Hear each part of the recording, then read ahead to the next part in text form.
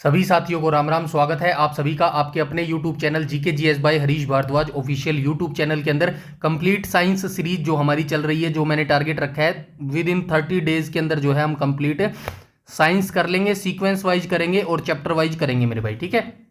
तो इसी सीरीज के अंदर जो है आज हम क्लास नंबर 5 करने वाले हैं। और अध्याय की बात करूं तो यहां पर कौन सा चैप्टर आज हम करने वाले हैं, ध्वनि यानी कि साउंड से रिलेटेड जितने आपके एमसीक्यू बन सकते हैं वो सारे आज हम यहां पर देखने वाले हैं। तो वीडियो को अंत तक जरूर देखना, जिससे आपको काफी अच्छी नॉलेज हो जाएगी इस चैप्टर के बारे में। सीक्वेंस वाइज चलते रहना, लगातार तैयारी करते रहना, यही आपकी सक्सेस का जो है मंत्र है, यही आपको जो है सक्सेस दिलाएगा मेरे भाई। बिल्कुल भी टाइम वेस्ट आपको नहीं करना है। जैसे आप पहले से पिछले 8-10 महीने से 1.5 साल से तैयारी कर रहे हो, लगातार तैयारी कर रहे हो, अब मैं तो ये कह रहा हूं कि मिनिमम कम से कम टाइम बचा है, 5 से 6 महीने मान के चलो, और मैं तो ये कह रहा हूं इससे भी कम समय बचा हुआ है, ठीक है। एचएसएससी एक दिन सरप्राइज आपको टेस्ट देगी, जैसे कहते हैं ना कि क्लासेस में सरप्राइज टेस्ट होते हैं, तो एचएसएससी एक दिन ऐसे ही आपको सरप्राइज देगी। क्या सरप्राइज देगी? एग्जाम डेट का सरप्राइज देगी, और उस दिन जो है उस दिन के बाद आपकी तैयारी नहीं होगी, ठीक है। मेरा यही मानना है, एग्जाम डेट आने के बाद कभी कोई तैयारी नहीं होती। बिल्कुल पेशेंस से या फिर बिल्कुल भी तसल्ली से अगर तैयारी की मैं बात करूं तो ये सारी चीजें एग्जाम डेट से पहले होती हैं। उसके बाद क्या होता है? उसके बाद तो सिर्फ जो है क्या होता है, रिवीजन होता है मेरे भाई, ठीक है। उसके बाद क्या होता है, सिर्फ रिवीजन होता है, वो भी हम जो है शुरू करेंगे, लेकिन आपकी एग्जाम के डेट के बाद शुरू करेंगे मेरे भाई, ठीक है। तो आज हम ध्वनि चैप्टर करने वाले हैं। 4 चैप्टर मैं फिजिक्स के कंप्लीट करवा चुका हूं, और इस वीक जो है हमारी फिजिक्स कंप्लीट हो जाएगी मेरे भाई, ठीक है। इस वीक तो नहीं होगी, एक चैप्टर बच जाएगा, ठीक है। एक चैप्टर बच जाएगा जो हम मंडे को कवर कर लेंगे मेरे भाई, ठीक है। उसके बाद हम जो है केमिस्ट्री शुरू कर लेंगे मेरे भाई। ऐसे ही हम सीक्वेंस वाइज पूरी जो है साइंस को खत्म करेंगे मेरे भाई। कोई भी अगर आपका डाउट हो, क्वेरी हो, सजेशन हो, किसी भी तरह की कोई समस्या हो, तो आप कमेंट सेक्शन में कमेंट करके बता सकते हैं, मेरे साथ शेयर कर सकते हैं। जितना मुझसे हो सकेगा मैं आपकी प्रॉब्लम को सोल्व करने की कोशिश करूंगा मेरे भाई, ठीक है। तो चलिए आज के वीडियो को शुरू कर लेते हैं। और शुरू करने से पहले आप टेलीग्राम चैनल जरूर ज्वाइन कर लेना मेरे भाई, क्योंकि टेलीग्राम पर सारी पीडीएफ जो है वो बिल्कुल फ्री में जो है आपको प्रोवाइड करवाई जाती है मेरे भाई। और वीडियो अच्छा लगता है तो वीडियो को लाइक और शेयर कर दिया करो मेरे भाई, जिससे सभी बच्चों को जो है इसका फायदा हो सके मेरे भाई, ठीक है। तो चलिए क्वेश्चन नंबर फर्स्ट के ऊपर चलते हैं। क्वेश्चन नंबर फर्स्ट क्या कह रहा है? क्वेश्चन नंबर फर्स्ट कह रहा है, जब ध्वनि तरंगे यानी कि साउंड वेव्स एक माध्यम से दूसरे माध्यम जैसे कि वायु से जल में प्रवेश करती है, तो निम्नलिखित में से कौन सी भौतिक राशि अपरिवर्तित रहती है मेरे भाई। आप सभी जानते हैं जो साउंड होती है, जो हमारी ध्वनि होती है, उसको चलने के लिए कोई ना कोई माध्यम चाहिए होता है, जैसे कि ठोस वायु ठोस द्रव या फिर गैस, कोई माध्यम उसको चाहिए होता है मेरे भाई। लेकिन ऐसी कौन सी राशि होती है जो अपरिवर्तित रहती है, अपरिवर्तित रहती है यानी कि चेंज नहीं होती मेरे भाई, ठीक है। तो कौन सी राशि हो जाएगी? आवर्ती हो जाएगी, यानी कि फ्रीक्वेंसी जो है ये राशि हो जाएगी जो अपरिवर्तित रहती है। कैसे होती है? तो यहां पे मैंने डिटेल से लिख दिया गया है। इसको भी अगर आप ध्यान से पढ़ लोगे ना तो नॉर्मली आपको सारी चीजें समझ आ जाएंगी। देखो, जब कोई तरंग, जब कोई वेव एक माध्यम से दूसरे माध्यम में जाती है, यानी कि जल से जो है कहां पर जाती है, वायु से जल में जाती है, या फिर जल से द्रव, कुछ भी लगा लो, ठीक है। वायु से जल में जाती है, ठीक है, एक माध्यम से दूसरे माध्यम में जाती है, तो उसकी आवर्ती यानी कि फ्रीक्वेंसी कभी नहीं बदलती है। याद रखना, इस लाइन को सेट कर लो अपने दिमाग में। जब कोई तरंग, ठीक है, जब कोई तरंग एक माध्यम से दूसरे माध्यम में जाती है तो उसकी फ्रीक्वेंसी जो है कभी भी नहीं बदलती, क्योंकि आवर्ती फ्रीक्वेंसी पूरी तरह से ध्वनि के सोर्स पर निर्भर करती है मेरे भाई, ठीक है। जो ध्वनि होती है ना, हमारी ध्वनि साउंड होती है, उसका जो सोर्स होता है ना, वो सोर्स पर निर्भर करती है ध्वनि, माध्यम पर नहीं। मतलब माध्यम जो माध्यम जिसके माध्यम से ध्वनि चल रही है, मतलब किसी के माध्यम से जो चल रही होगी ना, या तो ठोस के माध्यम से चल रही होगी, या फिर द्रव या फिर गैस के माध्यम से चल रही है, तो जो हमारी ध्वनि है ना, वो किसके ऊपर डिपेंड करती है? वो प्रॉपर सोर्स के ऊपर डिपेंड करती है, ना कि किसी माध्यम के ऊपर मेरे भाई, ठीक है। जब ध्वनि वायु से जल में प्रवेश करती है तो माध्यम के कणों की प्रकृति बदलने के कारण उसकी चाल और तरंग दैर्ध्य वेवलेंथ बदल जाते हैं। चाल और तरंग दैर्ध्य का अनुपात हमेशा जो है नियत रहता है, यानी कि कांस्टेंट रहता है मेरे भाई, ठीक है, जिससे आवर्ती समान बनी रहती है मेरे भाई। आई बात समझ में? यहां तक सारी चीजें क्लियर है? आई थिंक यहां तक सारी चीजें जो है क्लियर हो गई होगी मेरे भाई, ठीक है। उसके बाद अन्य विकल्पों में यहां पे चाल बताया गया है। चाल का क्या मतलब है? माध्यम बदलने पर बदलती है। तो जाहिर सी बात है भाई, अगर माध्यम बदलेगा तो चाल भी बदलेगी। चाल को क्या कहेंगे? स्पीड बोल लो, चाल बोल लो या स्पीड बोल लो, दोनों एक ही चीज है। अब जाहिर सी बात है भाई, जो ध्वनि है ठीक है। जो ध्वनि है ये ठोस के अंदर किसी और चाल से चलेगी, द्रव के अंदर किसी और चाल से चलेगी, और गैस के अंदर किसी और चाल से चलेगी। आई बात समझ में? इसीलिए ये बोल रहा है जो चाल होती है ध्वनि की वो माध्यम बदलने पर जो है बदलती है मेरे भाई। ठीक है। अब एक क्वेश्चन मैं आपसे यहां पे पूछ लेता हूं मेरे भाई। ठीक है। एक क्वेश्चन क्या मैं आपसे पूछ लेता हूं, आपसे यहां पे मैं एक प्रश्न पूछ लेता हूं मेरे भाई। ठीक है। आपसे प्रश्न पूछ लेता हूं, ध्वनि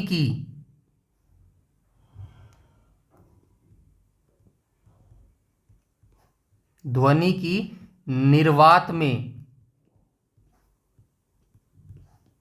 कितनी चाल या स्पीड होती है? ठीक है। ये आपके लिए क्वेश्चन है मेरे भाई। डोंट वरी, इनका ऑप्शन भी दे रहा हूं। ऑप्शन नंबर ए क्या बन जाएगा मेरे भाई? ए क्या दूं आपको? ए दे देते हैं मेरे भाई 244 मीटर पर सेकंड। ठीक है, ऐसे आएगा मीटर पर सेकंड। ऑप्शन नंबर बी आपको क्या दे देता हूं? ऑप्शन नंबर बी आपको दे देता हूं 120 मीटर पर सेकंड। ऑप्शन नंबर सी आपको क्या दे देता हूं? ऑप्शन नंबर सी आपको दे देता हूं 0 मीटर पर सेकंड। और ऑप्शन नंबर डी आपको दे देता हूं नन ऑफ द अबोव मेरे भाई। ठीक है, आई बात समझ में? ये आपके लिए क्वेश्चन है और ये क्वेश्चन बहुत बार पूछा गया है, इसीलिए मैंने आपसे पूछा है मेरे भाई। ठीक है, तो फटाफट क्वेश्चन नंबर फर्स्ट का जो है right option option number C हो जाएगा। और इस क्वेश्चन का आंसर जो है फटाफट आप मुझे कमेंट सेक्शन में कमेंट करके दे दीजिए मेरे भाई। ठीक है, नेक्स्ट क्वेश्चन पर चलते हैं। क्वेश्चन नंबर सेकंड को देख लेते हैं। सेकंड बोल रहा है कि स्पष्ट प्रतिध्वनि यानी कि इको सुनने के लिए मूल ध्वनि तथा परावर्तित ध्वनि के मध्य कम से कम कितना समय अंतराल होना अनिवार्य है। ये क्वेश्चन भी बहुत बार वनडे एग्जाम्स में पूछा गया है। यानी कि फॉर एग्जांपल कह रहा है कि कोई ध्वनि यहां से चली और ठीक है यहां पे आप खड़े हो मेरे भाई। ठीक है, यहां पर आप खड़े हो, स्पष्ट प्रतिध्वनि मतलब यहां से ध्वनि चली, उसको स्पष्ट ध्वनि सुनने के लिए मूल ध्वनि मतलब ये क्या है? मूल ध्वनि है। ठीक है, ये क्या है? मूल ध्वनि है। यहां से जो है ध्वनि चली है तो ये क्या है? ये मूल ध्वनि है। तथा परावर्तित ध्वनि के मध्य, अब कोई ना कोई ध्वनि परावर्तित भी होगी मेरे भाई, आगे चल के ये क्या है? किसी ना किसी माध्यम में चलेगी, वहां से जो है परावर्तित होगी। तो इन दोनों के मध्य कम से कम कितना समय अंतराल होना अनिवार्य है मेरे भाई कि यहां पे जो है आपको स्पष्ट प्रतिध्वनि सुनेगी। तो इनका जो समय होता है वो कितना होता है?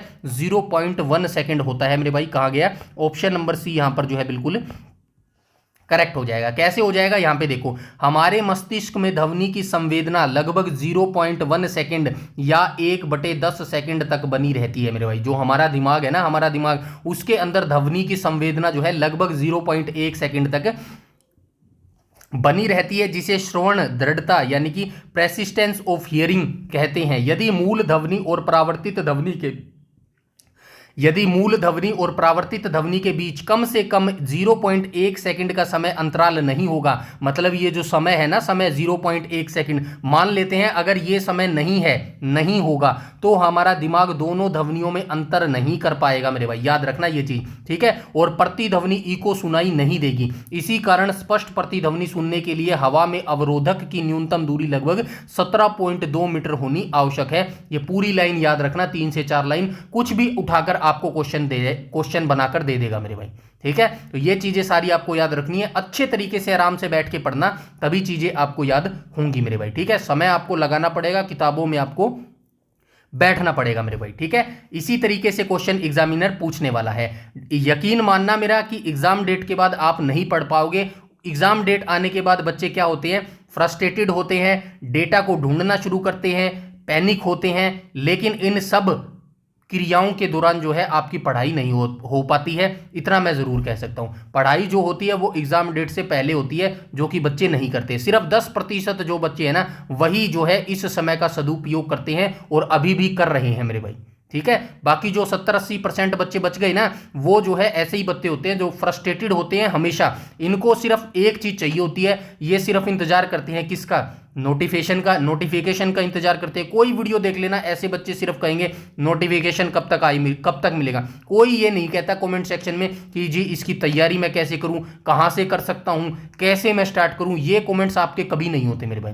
आपके कमेंट्स यही होती हैं सिर्फ भर्ती का नोटिफिकेशन कब आएगा। जब नोटिफिकेशन आ जाता है तो फिर बच्चे ये कहने लगते हैं, यही बच्चे जो मैं बात कर रहा हूं, कि भाई इसकी प्रीवियस ईयर कट ऑफ कैसे कई कई कौन क्या कट ऑफ इसकी रहती है। उसके बाद फिर ये जानना स्टार्ट करते हैं कि भाई इसका एग्जाम कब होगा, भर्ती कब तक आएगी, मतलब एग्जाम डेट आ जाएगी, फिर ये करना चालू करेंगे कि भाई इसका एडमिट कार्ड कब तक आएगा। बस ये इसी में उलझे रहते हैं और फिर होते हैं फ्रस्ट्रेटेड लास्ट में कि भाई एग्जाम डिफिकल्ट आ गया, ऐसा हो गया, वैसा हो गया, ये हमारे साथ अन्याय होगा, फिर ये इसमें घुस जाते हैं और लास्ट में ये क्या करते हैं, टीचर्स को गालियां देना शुरू करते हैं यूट्यूब के अंदर। ये मैंने आपको सच्चाई बता दी है इन बच्चों की। तो इन बच्चों से सावधान रहना मेरे भाई। आपको सिर्फ क्या करना है, अपनी पढ़ाई पर कॉन्सेंट्रेट करना है और यही तरीका है जो है आप अपनी सरकारी नौकरी ले सकते हो मेरे भाई। अदरवाइज आप जिंदगी भर फ्रस्ट्रेटेड ही रहोगे मेरे भाई। आई बात समझ में। चलिए आगे चलते हैं, क्वेश्चन नंबर 3 को देख लेते हैं। क्वेश्चन नंबर 3 क्या बोल रहा है, तो क्वेश्चन नंबर 3 का आंसर जो है आपको क्वेश्चन नंबर 2 में ही मिल गया है। यहां पे क्या लिखा है, वायु में स्पष्ट प्रतिध्वनि सुनने के लिए स्रोत से परावर्तक तल की न्यूनतम दूरी कितनी होनी चाहिए जब वायु में ध्वनि की चाल 344 मीटर पर सेकंड हो मेरे भाई। ठीक है, तो यहां पे आपने क्या सुना, 17.2 मीटर होनी आवश्यक है। तो राइट आंसर भी इसका यही होगा, 17.2 मीटर। इसका आंसर कैसे होगा, यहां पे देखो हमारे मस्तिष्क में ध्वनि का प्रभाव अभी ऊपर हमने देखा 0.1 सेकंड तक रहता है। इसीलिए प्रतिध्वनि सुनने के लिए ध्वनि द्वारा जाने और परावर्तक तल से टकराकर वापस आने में लगा कुल समय कम से कम 0.1 सेकंड होना चाहिए मेरे भाई। ठीक है, यदि चाल 344 मीटर पर सेकंड है तो 0.1 सेकंड में तय की गई कुल दूरी कितनी होगी, 344 गुना 0.1 को अगर आप गुना करोगे तो कितनी आएगी,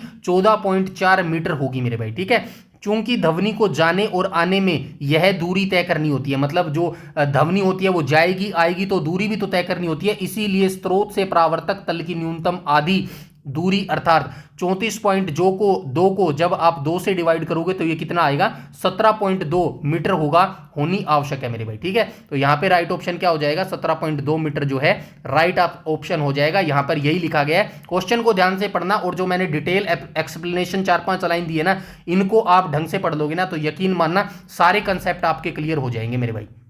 ठीक है, सबसे पहले आपको क्या करना है, क्वेश्चन को ध्यान से पढ़ना है। इसमें क्या बोला गया है, वायु में स्पष्ट प्रतिध्वनि सुनने के लिए। अभी क्वेश्चन में हमने क्या देखा, यहां पे क्या क्वेश्चन पूछ रहा था, स्पष्ट प्रतिध्वनि सुनने के लिए मूल ध्वनि तथा परावर्तक ध्वनि के मध्य कम से कम कितना समय अंतराल होना अनिवार्य है। तो यहां से आपको एक चीज समझ आई कि स्पष्ट प्रतिध्वनि सुनने के लिए कितना समय आपका दिमाग लेता है, 0.1 सेकंड लेता है। अब यहां से आगे चलते हैं। यहां पे बोल रहा है कि वायु में स्पष्ट प्रतिध्वनि सुनने के लिए ध्वनि में स्रोत से परावर्तक तल की न्यूनतम दूरी कितनी होनी चाहिए। तो जाहिर सी बात है, आप सभी जानते हैं हमारे मस्तिष्क में ध्वनि का प्रभाव 0.1 सेकंड रहता है। इसीलिए प्रतिध्वनि सुनने के लिए ध्वनि द्वारा जाने और परावर्तक तल से टकराने वापस आने में लगा कुल समय कम से कम कितना होना चाहिए, 0.1 सेकंड जो है होना चाहिए। अब यदि चाल 344 मीटर पर सेकंड है तो 0.1 सेकंड में तय की गई कुल दूरी कितनी होगी, तो 344 मीटर सेकंड को आप किससे गुना करोगे, 0.1 सेकंड से गुना करोगे तो ये कितना आ जाएगा, 34.2 मीटर हो जाएगी मेरे भाई। ठीक है, तो ये कितनी आ गई, चाल आ गई मेरे भाई। ठीक है, अब हमको क्या करना है, ध्वनि को जाने और आने में यह दूरी तय करनी है मेरे भाई। ठीक है, जाने और आने में जो दूरी तय करनी है, इसीलिए स्रोत से परावर्तक तल की न्यूनतम आधी दूरी अर्थात फिर इसको 2 से डिवाइड कर देंगे, 34.2 को 2 से डिवाइड करेंगे तो ये 17.2 मीटर आ जाएगा। अब दो चीज आपको बता देता हूं, या तो आप इसको समझ लो या इसको आपका कर लो, रट्टा मार लो, क्योंकि एग्जामिनर क्वेश्चन ऐसे ही पूछता है मेरे भाई। या तो आपको 0.1 सेकंड वाला क्वेश्चन पूछेगा या आपसे 17.2 वाला क्वेश्चन पूछेगा। अब आपके पास दो चीजें हैं, या तो इसको अच्छे से आराम से बैठ के समझ लो दिमाग में कैसे कैसे ये चीजें हुई है, किसको किसको हमने किया। आपको सीधी सीधी चीजें याद रखनी है भाई। पर जो मस्तिष्क में ध्वनि का प्रभाव कितना रहता है, 0.1 सेकंड रहता है, इसको जो है दिमाग में सेट कर लो। उसके बाद सिर्फ आपको क्या करना है भाई, जो है 0.1 सेकंड आपको पता चल गया भाई ये होगा। उसके बाद चाल कितनी है, 344 मीटर पर सेकंड है, तो 0.1 को 344 से गुना कर दो। तो यहाँ पे देखो 344 से 0.1 को गुणा करोगे तो ये 34.2 मीटर होगी। अब आने जाने में समय लगेगा, आधा समय लगेगा ना, तो उसको अब ये 34.2 को क्या करो, 34.2 को जो है 2 से डिवाइड कर दो तो कितना आएगा मेरे भाई, 17.2 ही आएगा मेरे भाई। ठीक है, तो कितना आएगा, 17.2 ही आएगा मेरे भाई। आई बात समझ में, यहां तक सारी चीजें क्लियर है। उसके बाद हम चलते हैं आगे मेरे भाई। ठीक है, 34.4 है मेरे भाई ये, ठीक है ना, ये 2 लिख दिया, 4 आएगा मेरे भाई। ठीक है, तभी यहां पर 17.2 आएगा मेरे भाई। आई बात समझ में। अब किसी तरह रट्टा मार लो या समझ लो, वो आपके ऊपर डिपेंड करता है मेरे भाई। ठीक है, आगे चलते हैं, क्वेश्चन नंबर 4 को देख लेते हैं। क्वेश्चन नंबर 4 क्या बोल रहा है, चमगादड़ यानी कि बैट्स बिल्ली, कैट्स और कुत्ते, डॉग्स निम्नलिखित में से किस प्रकार की ध्वनि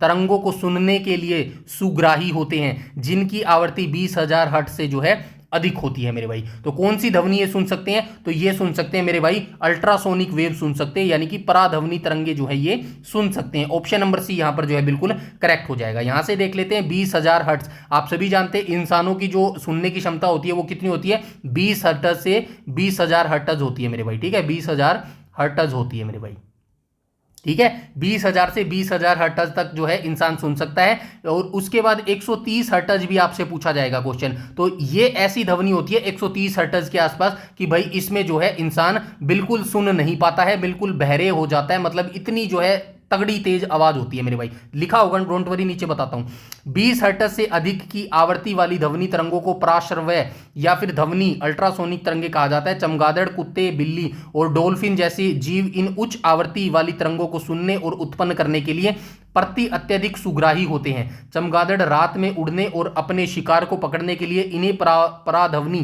तरंगों को उत्सर्जित करती हैं और अवरोधों से टकराकर वापस आने वाली तरंगों को सुनकर वे अपना रास्ता तय करती है मेरे भाई, ठीक है। तो याद रखना 20,000 हर्ट्ज से ज्यादा की जो ध्वनि है वो कौन कौन से जानवर सुन सकते हैं? तो ये जानवर सुन सकते हैं जैसे कि बैट्स हो गया, डॉग्स हो गए और कैट्स हो गया, ये सारी डॉल्फिन भी हो गया, ये सारे जीव जो है 20,000 हर्ट्ज से जो है ज्यादा की ध्वनि सुन भी सकते हैं और उत्पन्न भी कर सकते हैं मेरे भाई, ठीक है। और जो ये आपको पता ही है अपश्रव्य तरंगे 20 हर्ट्ज से कम आवृत्ति की तरंगे होती हैं, जिन्हें गैंडा, हाथी और व्हेल जैसे जीव जो है सुन सकते हैं और उत्पन्न कर सकते हैं मेरे भाई, ठीक है। श्रव्य तरंगे 20 हर्ट्ज से 20,000 हर्ट्ज के बीच की तरंगे होती है, जिन्हें केवल सामान्य मानव कान आसानी से सुन सकता है। ये भी आपको पता है रेडियो तरंगे की हम पिछली वीडियो में बात कर चुके हैं। ये ध्वनि तरंगे नहीं है बल्कि विद्युत चुंबकीय तरंगे हैं, जिनका उपयोग वायरलेस संचार और टीवी सिग्नलों में जो है होता है मेरे भाई, ठीक है। यहां तक सारी चीजें क्लियर हैं। इसके बाद हम चलते हैं आगे, क्वेश्चन नंबर 5 को देख लेते हैं। क्वेश्चन नंबर 5 बोल रहा है किसी उत्सर्जित ध्वनि की आवृत्ति यानी कि फ्रीक्वेंसी को हमारा मस्तिष्क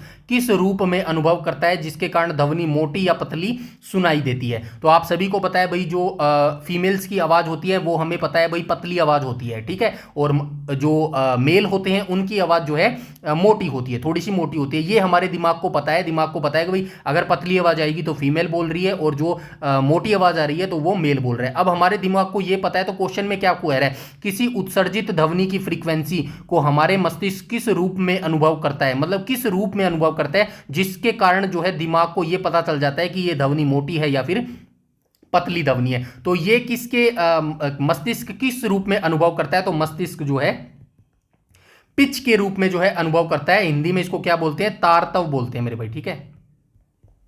हिंदी में इसको जो है तारतव बोलते हैं। ऑप्शन नंबर सी यहां पर जो है बिल्कुल करेक्ट हो जाएगा। क्यों हो जाएगा चलिए देख लेते हैं। किसी उत्सर्जित ध्वनि की आवृत्ति को हमारा मस्तिष्क जिस रूप में अनुभव करता है उसे तारतव पिच कहते हैं। मतलब जो हमारा दिमाग है ना वो किसी भी ध्वनि को अनुभव करेगा तो उसे पिच कहते हैं मेरे भाई, ठीक है। यदि किसी ध्वनि स्रोत का कंपन तेजी से होता है, मतलब कोई ध्वनि है, कोई साउंड है, उसका स्रोत तेजी से कंपन कर रहा है तो आवृत्ति अधिक होगी। आवृत्ति यानी कि फ्रीक्वेंसी बहुत तेज होगी और ध्वनि का तारतव भी उच्च होता है, यानी कि पिच जो है तेज होगा। अब पिच तेज होगा तो जाहिर सी बात है वो आवाज क्या होगी? तीखी होगी। तीखी होगी तो मेल फीमेल की वो आवाज होगी, जिससे ध्वनि पतली जैसे बच्चे और महिलाओं की आवाज सुनाई देती है हमारे भाई। इसके विपरीत कम आवृत्ति कम फ्रीक्वेंसी वाली ध्वनि का तारतव यानी कि पिच नीचा होता है और वह मोटी होती है जैसे पुरुषों की आवाज। इसी तरीके से हमारा जो दिमाग है वो पता लगाता है कि पिच ज्यादा है या कम है, आवाज मोटी है या पतली है, जिससे हमें पता चलता है कि जो आवाज है वो मेल की है या फिर फीमेल की है मेरे भाई। आई बात समझ में? यहां तक सारी चीजें क्लियर है। आगे चलते हैं क्वेश्चन नंबर 6 के ऊपर चलते हैं मेरे भाई। क्वेश्चन नंबर 6 क्या बोल रहा है? जब कोई जेट विमान ध्वनि की चाल से अधिक तेजी से गति करता है, जब कोई जेट विमान यानी कि कोई एरोप्लेन है उसकी चाल किससे अधिक है? उसकी चाल ध्वनि से अधिक है मेरे भाई, ठीक है। ध्वनि से अधिक है यानी कि साउंड से अधिक है मेरे भाई, ठीक है। साउंड से अधिक है, ऐसे ही साइन लगाते हैं ना अधिक वाला, ठीक है। इससे अधिक है तो वह वायु में शंकुकार विक्षोभ उत्पन्न करता है। विक्षोभ यानी कि डिस्टरबेंस मेरे भाई, ठीक है। डिस्टरबेंस, ये इंग्लिश में भी याद रखा करो भाई शब्दों को, ठीक है। डिस्टरबेंस, ये इंग्लिश में वर्ड की मिस्टेक हो सकती है मेरे भाई, ठीक है। डिस्टरबेंस क्या होता है? ऐसे ऐसे डिस्टेंस डिस्टरबेंस मेरे भाई, ठीक है, इसको डिस्टरबेंस बोलते हैं। इस परिघटना से उत्पन्न अत्यंत तेज ध्वनि को क्या कहते हैं मेरे भाई? जब जेट जो विमान है ना, एरोप्लेन है, ये ध्वनि की चाल से भी अधिक तेजी से चल रहा है, तो वायु में जो शंकुकार विक्षोभ उत्पन्न होता है, मतलब ये कंपन जो है ना उत्पन्न होता है, इस परिघटना से उत्पन्न अत्यंत तेज ध्वनि को क्या बोला जाता है? अनुनाद नहीं बोला जाता, विवर्तन नहीं बोला जाता, ध्वनि बूम बोला जाता है, यानी कि सोनिक बूम जो है इसको बोला जाता है मेरे भाई। क्यों बोला जाता है? तो चलिए आइए देख लेते हैं, इसका आंसर मैंने यहां पे लिख दिया है। जब कोई पिंड ध्वनि की चाल से अधिक तेजी से गति करता है, यानी कि कोई एरोप्लेन अगर ध्वनि की चाल से अधिक तेज चल रहा है जैसे जेट विमान, तो उसे पराध्वनिक सुपरसोनिक चाल कहते हैं। इस तीव्र गति के कारण विमान अपने पीछे वायु में अत्यधिक ऊर्जा वाली परघाती तरंगे शोक वेव्स पैदा करता है, जो एक शंकावकार विक्षोभ डिस्टरबेंस बनाती हैं। इस परघाती तरंगों के कारण हवा के दाब में अचानक बड़ा परिवर्तन होता है। हवा का जो प्रेशर होता है ना, उसके अंदर बहुत बड़ा परिवर्तन यानी कि चेंज आता है, जिससे एक अत्यंत तेज और तीखी ध्वनि उत्पन्न होती है। आपने देखा है ना, एकदम से जो तेज हवा में एरोप्लेन जाते हैं फुल स्पीड से, तो कैसी निकलती है? सू ऐसे करके निकलती है। तो उसी को क्या बोला जाता है? उसी को जो है ध्वनि बूम यानी कि सोनिक बूम जो है मेरे भाई कहा जाता है। आई बात समझ में? यहां तक सारी चीजें क्लियर हैं? तो चीजें क्लियर होती हैं या फिर आपको समझ आ रहा है तो वीडियो को लाइक कर दो और मेरे भाई वीडियो को शेयर कर दो मेरे भाई प्लीज, ठीक है। चलिए आगे चलते हैं, क्वेश्चन नंबर 8 के ऊपर 7 के ऊपर चलते हैं।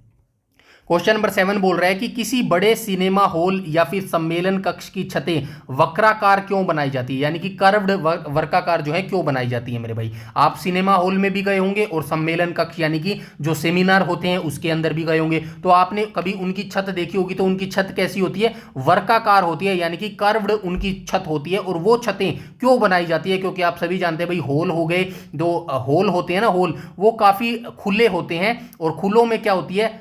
चलिए देख लेते हैं, पहले इसका आंसर देख लेते हैं, आंसर बाद में देखेंगे, पहले इसका एक्सप्लेनेशन देख लेते हैं। ये देखो, बड़े हॉल सिनेमा घरों या फिर सम्मेलन कक्ष। बड़े हॉल तो आपने देखे होंगे भाई, आजकल घरों में भी बड़े बड़े हॉल होते हैं, सिनेमा घर के अंदर गए होंगे, सेमिनार के अंदर देखे होंगे। कक्षों के मंच के पीछे वर्गाकार ध्वनि पट यानी कि साउंड बोर्ड्स लगाए जाते हैं और उनकी छतें भी वर्गाकार बनाई जाती हैं। परावर्तन के नियमों के अनुसार, परावर्तन का जो नियम है ना, उसके अनुसार जब मुख्य वक्ता या स्क्रीन से ध्वनि तरंगे निकलती हैं तो वे इन घुमावदार छतों से टकराकर परावर्तित होती हैं। यह वर्गाकार बनावट ध्वनि को चारों तरफ फैला देती है, जिससे वह हॉल के प्रत्येक कोने और सभी दर्शकों के तक समान रूप से और स्पष्टता के साथ पहुंच पाती है। इसी कारण जो है सिनेमा घरों में या फिर बड़े बड़े हॉलों में या फिर सेमिनार जहां पर होते हैं, वहां पर जो है उनकी छतें क्या कैसी बनाई जाती है? वर्गाकार बनाई जाती है। इसी वर्गाकार इसीलिए बनाई जाती है क्योंकि परावर्तन का एक नियम है,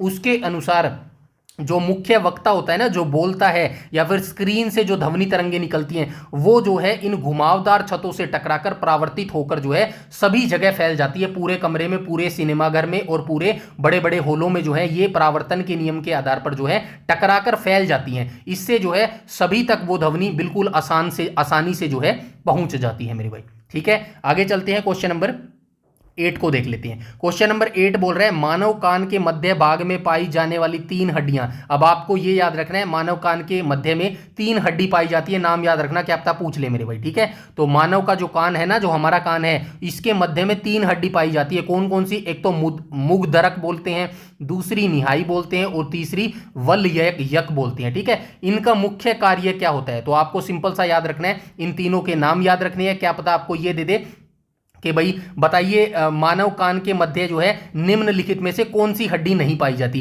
इसीलिए इन तीनों हड्डी के जो है नाम आपको याद रखने होंगे मेरे भाई, ठीक है। एक क्वेश्चन तो यहां से आपको ये याद हो गया कि कान के मध्य में 3 हड्डी पाई जाती है, जिनका नाम है मुगधरक, निहाई और वलयक मेरे भाई, ठीक है। अब क्वेश्चन क्या पूछ रहा है? इन तीनों हड्डियों का मुख्य कार्य क्या होता है? तो इन तीनों हड्डियों का मुख्य कार्य क्या होता है मेरे भाई?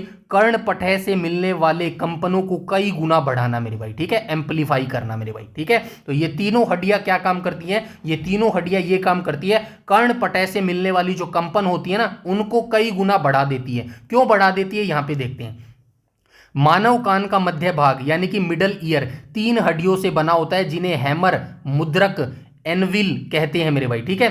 जब ध्वनि तरंगों के कारण कर्णपटय, वलयक और स्ट्रिप निहाई में कंपन होता है तो ये तीनों हड्डियां आपस में जुड़कर एक लीवर की तरह काम करती है मेरे भाई, ठीक है। जैसे हमारा पेट के अंदर लीवर होता है ना, वो काम करता है, ऐसे ही ये तीनों हड्डियां भी जो है काम करती है मेरे भाई। इनका मुख्य कार्य इन कंपनों को बलपूर्वक लगभग 20 गुना तक प्रतिध्वनि एम्पलीफाई करना होता है, ताकि आंतरिक कान के तरल माध्यम में इन कंपनों को आगे आसानी से जो है भेजा जा सके। हमारा जो कान होता है ना, हमारा कान, हमारे कान में मेरे भाई तरल पदार्थ होता है, बहुत ज्यादा तरल पदार्थ। अब इस तरल पदार्थ से जब ये ध्वनि तरंगे गुजरेंगी ना, तो इन तीन हड्डियों का काम यही है, ये तीन हड्डियां क्या करेंगी, उस ध्वनि को, जो हमारे जो जो तरंगे है ना, उस जो हमारे कान के अंदर तरल पदार्थ है, उससे जो पार भेजेंगी ना, तो ये हड्डियां जो है उन तरंगों को जो है काफी गुना बढ़ाकर जो है उन तरंगों के पार भेजती हैं, तभी जाके जो है हमें आसानी से जो है सुनाई देता है मेरे भाई। आई बात समझ में। इसके बाद हम चलते हैं आगे, क्वेश्चन नंबर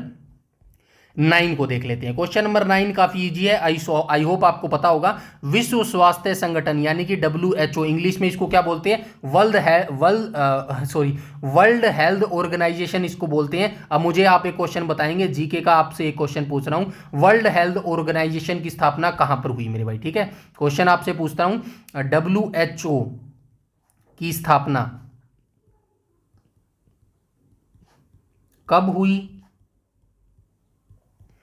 इसका मुख्यालय कहां पर है, ये तो सभी को पता होगा, जिनेवा स्विट्जरलैंड में है मेरे भाई, ठीक है। इसका क्या पूछ रहा था, हेडक्वार्टर, इसका हेडक्वार्टर कहां पर है, ठीक है। और क्या पूछूं, वर्ल्ड हेल्थ ऑर्गेनाइजेशन, और क्या पूछूं मेरे भाई, हर साल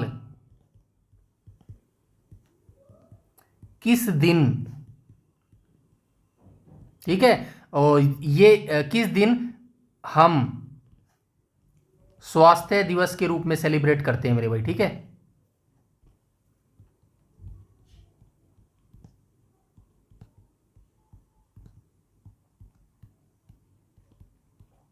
ठीक है, तो ये क्वेश्चन आपको बताना है, आपको सीधा लिखना है क्वेश्चन नंबर 9 और लिख देना है। पहले आपको स्थापना लिखनी है, ऐसे करके आंसर देना है आपको कमेंट में। पहले आपको स्थापना लिखनी है, जो भी इसका ईयर है वो आप लिख देना, 1947 है या 1948 है या जो भी ईयर है आप लिख देंगे। उसके बाद इसका आप हेडक्वार्टर लिखेंगे, हेडक्वार्टर आप स्विट्जरलैंड जिनेवा में लिखेंगे, और उसके बाद आप लिखेंगे, क्या लिखेंगे, जो है डे, ठीक है, डे लिखेंगे, किस डे को जो है हर साल हम सेलिब्रेट करते हैं, ऐसे जो है आप आंसर इसका करके देंगे मेरे भाई, ठीक है। तो विश्व स्वास्थ्य संगठन के अनुसार नगरों के लिए ध्वनि की उच्चता का सुरक्षित स्तर कितना निर्धारित किया गया है, जिसके ऊपर की ध्वनि हानिकारक प्रदूषण मानी जाती है मेरे भाई। तो ये 45 डेसिबल जो है ये सुनिश्चित की है WHO के द्वारा मेरे भाई, ठीक है। विश्व स्वास्थ्य संगठन के मानकों के अनुसार किसी नगर या आवासीय क्षेत्र के लिए 45 डेसिबल की तीव्रता को सुरक्षित शोर स्तर सेफ नॉइस लेवल जो है माना गया है। दिन के समय में शहरों के सामान्य वातावरण के लिए एक आदर्श सीमा है,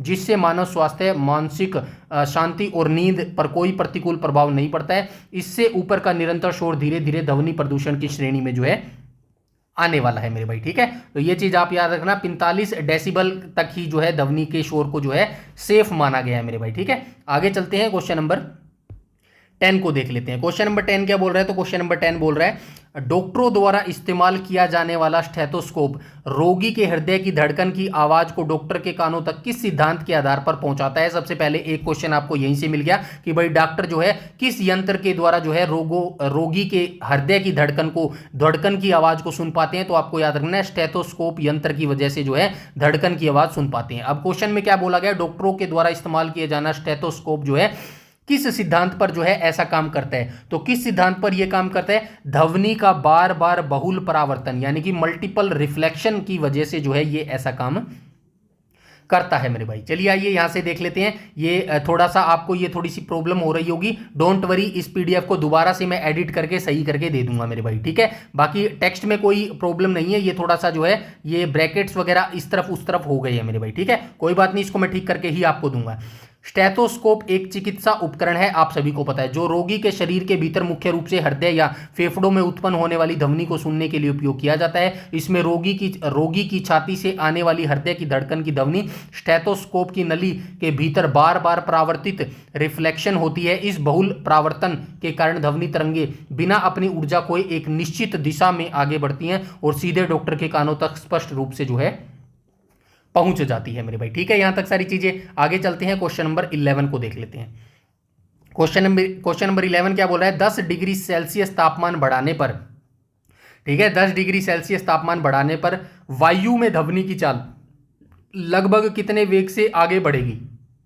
ठीक है, अगर टेम्परेचर, ये याद रखना, यहाँ पे फॉर्मूले आपको याद रखने, अभी जो मैं दिखाऊंगा यहाँ पे जरूरी नहीं है 10 डिग्री ही आपको दिया जाए, क्या आपको कह दे भाई 30 डिग्री तापमान डिग्री सेल्सियस जो है बढ़ाने पर वायु की चाल लगभग कितने वेग से बढ़ेगी। यहां पे मैं एक सिंपल सा एग्जांपल बताते हूं, 6 मीटर पर सेकंड के हिसाब से बढ़ेगी मेरे भाई। ठीक है, कैसे बढ़ेगी तो चलिए आइए देख लेते हैं। वायु में ध्वनि की चाल तापमान के वर्गमूल के अनुक्रमानुपाती होती है। जब हम तापमान में छोटे बदलावों को देखते हैं तो वायु का तापमान प्रत्येक 1 डिग्री सेल्सियस बढ़ाने पर जो है ध्वनि की चाल में लगभग 0.61 मीटर पर सेकंड की वृद्धि होती है। यही आपको याद रखना है, ये दो चीज आपको याद रखनी है। 1 डिग्री सेल्सियस बढ़ाने पर ध्वनि की चाल में लगभग 0.61 मीटर सेकंड की जो है वृद्धि होती है। यही फार्मूला है। बस जो आपको दिया हो, क्या दिया है यहाँ पे 10 डिग्री दिया गया है ना, तो बस 10 को जो है आप गुणा कर दोगे कितने से, 0.61 से गुणा कर दोगे तो ये कितना आएगा, 6.1 मीटर सेकंड आएगा। अब यहाँ पे 10 डिग्री दे दे या आपको 20 दे दे या आपको 30 दे दे या आपको कुछ भी दे दे, बस इसको आपको गुणा करना है कितने से, 0.61 से गुणा करना है, क्योंकि ये सीधा सा कह रहा है 1 डिग्री सेल्सियस बढ़ाने पर ध्वनि की चाल में कितनी प्रगति होती है, 0.61 मीटर सेकंड की जो है वृद्धि होती है मेरे भाई। तो ये फार्मूला आपको याद रखना है मेरे भाई। आई बात समझ में? चलिए आगे चलते हैं। कभी आपको वो दे दे कि भाई 10 डिग्री की जगह 30 डिग्री दे दे और आप आंसर लगाया हो 6.1 मीटर सेकंड लगा दो, आप कह दो मुझे तो यही बताया था। मेरे भाई ये थोड़ा सा फॉर्मूला बेस्ड है या फिर आप कह सकते हो मैथ बेस्ड ये क्वेश्चन पूछा गया है। आई बात समझ में? चलिए आगे चलते हैं, क्वेश्चन नंबर 12 को देख लेते हैं मेरे भाई। ठीक है, तो क्वेश्चन नंबर 12 क्या बोल रहा है? क्वेश्चन नंबर 12 बोल रहा है किसी बड़े होल में मूल ध्वनि बंद होने के बाद भी दीवारों से बार बार होने वाले परावर्तन के कारण ध्वनि का कुछ समय तक बने रहना क्या कहलाता है? तो बड़े बड़े होल में मूल ध्वनि बंद होने के बाद भी दीवारों से बार बार होने वाले परावर्तन के कारण ध्वनि का कुछ समय तक बने रहना क्या कहलाता है? अनुरणन कहलाता है, यानी कि रिवर्बरेशन कहलाता है मेरे भाई। ठीक है, ऑप्शन नंबर सी यहाँ पर राइट हो जाएगा। इसको देख लेते हैं। किसी बड़े होल या ऑडिटोरियम में जब कोई ध्वनि उत्पन्न होती है तो वह दीवारों और छत और फर्श से बार बार परावर्तित यानी कि मल्टीपल रिफ्लेक्शन होती है। इस बार बार होने वाले परावर्तन के कारण मूल ध्वनि स्रोत के बंद होने के बाद भी आवाज कुछ समय तक कानों में बनी रहती है, जिसे अनुरण रिवर्बरेशन कहते हैं। ये याद रखना भाई, अनुरण की ये डेफिनेशन है मेरे भाई, ये 2-3 याद कर लेना। जब कोई बड़ा होल होता है ना, तो आपने देखा है कि भाई एक बार जैसे मैंने बोल दिया तेज आवाज में हरीश या कुछ भी बोल दिया, तो होल में वो चीज जो है बार बार टकराती है, कुछ सेकंड के लिए कान में वो आवाज जो है हरीश या कोई भी शब्द है वो बना रहता है। अब वो जो शब्द मैंने बोला है ना, वो छत से टकराएगा, फर्श से टकराएगा, जगह जगह टकराकर जो है मल्टीपल टाइम परावर्तन होएगा। इसी को क्या बोलते हैं? इसी को अनुरण या फिर रिवर्बरेशन जो है बोला जाता है मेरे भाई। ठीक है, यदि यह अनुरण काल बहुत लंबा हो तो ध्वनियां आपस में मिक्स हो जाती हैं और भाषण या फिर संगीत साफ सुनाई नहीं देता था। इसे कम करने के लिए होल में ध्वनि अवशोषक पदार्थ जो है लगाए जाते हैं मेरे भाई। ठीक है, आगे चलते हैं, क्वेश्चन नंबर 13 पर चलते हैं।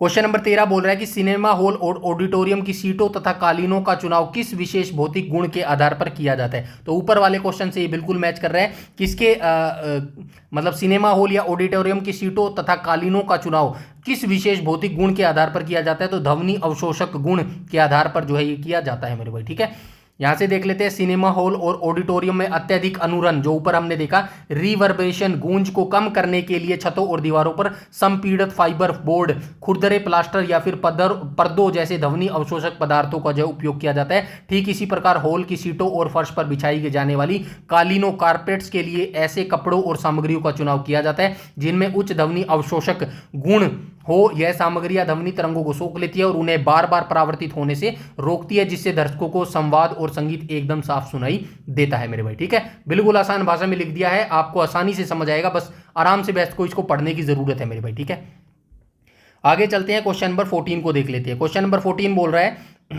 ध्वनि की गुणवत्ता आएगा यहाँ पे, हमें निम्नलिखित में से किस में अंतर करने में सहायता करती है। तो ध्वनि की जो गुणता होती है हमें निम्नलिखित में से किस में से अंतर करने में ये सहायक करती है। तो किस में सहायक करती है, ये करती है समान तारतव यानी कि पिच और समान प्रबलता वाली दो अलग अलग स्रोतों की ध्वनियों में जो है ये अंतर करने में ये सहायता करती है मेरे भाई। ठीक है, क्वेश्चन नंबर 14 का right option option number C हो जाएगा। इसको यहां से पढ़ लेना, ध्वनि की गुणता या टिम्बर यह अभिलक्षण है जो हमें समान तारतव पिच और समान प्रबलता लाउडनेस वाली दो अलग अलग ध्वनियों में अंतर करने की क्षमता प्रदान करता है। मतलब कि दोनों में डिफरेंस पैदा करना हमें जो है कौन ये मतलब जो है इनमें जो डिफरेंस पैदा करता है वो कौन सी चीज करती है, इसको क्या बोला जाता है, इसको मेरे भाई ध्वनि की गुणता या फिर टिम्बर कहा जाता है मेरे भाई। ठीक है, तो ये चीज आपको याद रखना है। उदाहरण के लिए यदि एक ही सुर और समान आवाज में सितार और बांसुरी बजाई जाए, मतलब कि एक ही समान आवाज में सितार बजाया जाए यानी कि गिटार और बांसुरी बजाई जाए, तो हमारा मस्तिष्क उसकी गुणता के कारण ही दोनों वाद्य यंत्रों की पहचान अलग अलग